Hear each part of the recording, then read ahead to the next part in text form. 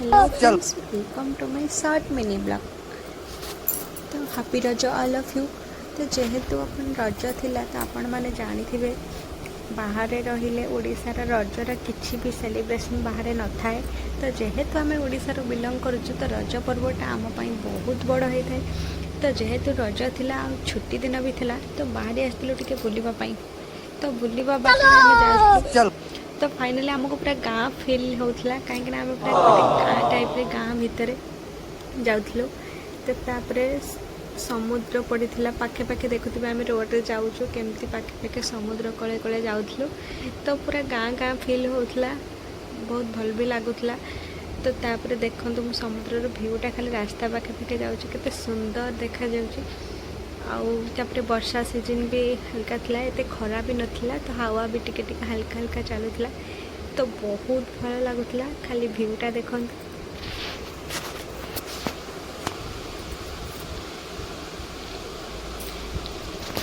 तो तापर किसी समय सफरिंग पर गोटे जंगल आसला देखो पूरा सुनसान जंगल आम जाऊँ अल्प किसी गाड़ी थिला।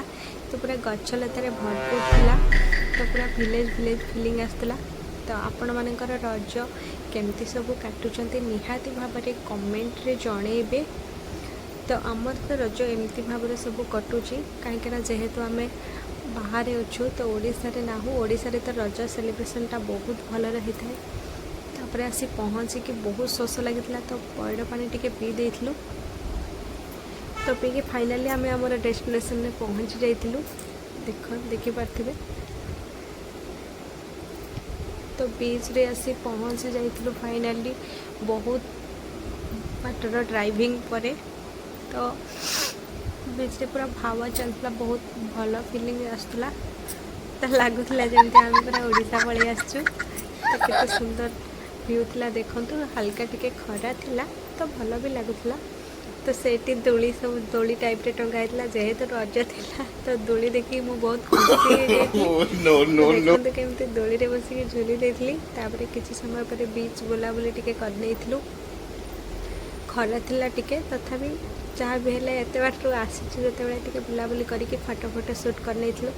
तापर सब सरला पर भोक प्रबल लगिला। मो मुहटा देखते केमती हो गलानी पूरा खरारे बुली बुलिका भोक लगिलानी जोर से। तो फाइनाली आसिक बहुत समय पर खाइबा आसला खाई देइथिलु। तो खाई देके पुणी चली रोड रे।